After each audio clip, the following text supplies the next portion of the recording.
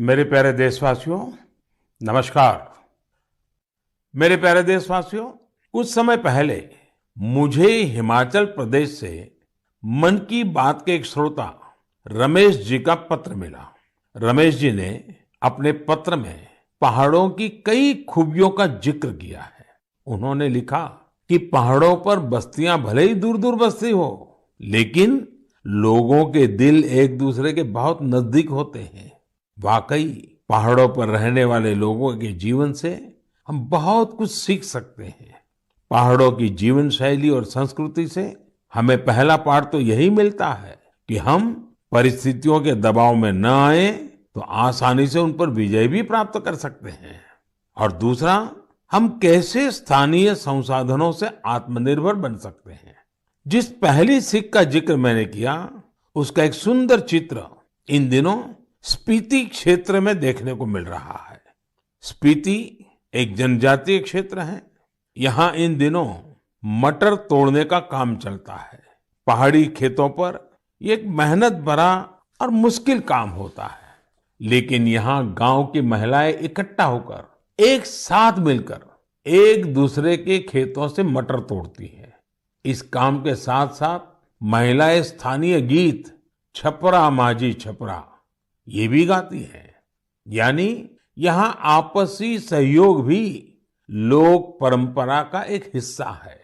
स्पीति में स्थानीय संसाधनों के सदुपयोग का भी बेहतरीन उदाहरण मिलता है।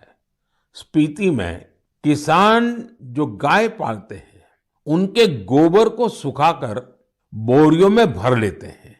जब सर्दियां आती हैं तो इन बोरियों को गाय के रहने की जगह में, जिसे यहाँ खुड कहते हैं, उसमें बिछा दिया जाता है। बर्फबारी के बीच ये बोरियां गायों को ठंड से सुरक्षा देती हैं। सर्दियां जाने के बाद यही गोबर खेतों में खाद के रूप में इस्तेमाल किया जाता है। यानी पशुओं के वेस्ट से ही उनकी सुरक्षा भी और खेतों के लिए खाद भी। खेती की लागत भी कम और खेत में उपज भी ज्यादा। इसलिए तो ये क्षेत्र इन दिनों प्राकृतिक खेती के लिए भी एक प्रेरणा बन रहा है।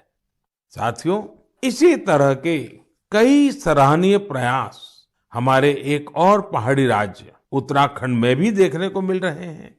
उत्तराखंड में कई प्रकार के औषधि और वनस्पतियां पाई जाती है, जो हमारे सेहत के लिए बहुत फायदेमंद होती है।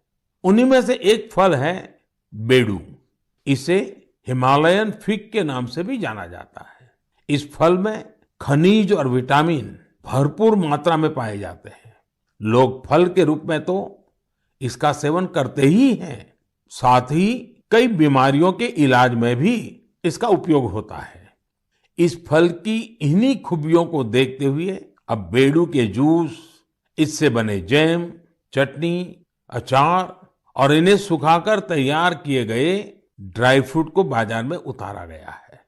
पिथौरागढ़ प्रशासन की पहल और स्थानीय लोगों के सहयोग से बेडू को बाजार तक अलग अलग रूपों में पहुंचाने में सफलता मिली है। बेडू को पहाड़ी अंजीर के नाम से ब्रांडिंग करके ऑनलाइन मार्केट में भी उतारा गया है। इससे किसानों को आय का नया स्रोत तो मिला ही है, साथ ही बेडू के औषधीय गुणों का फायदा दूर दूर तक पहुंचने लगा है।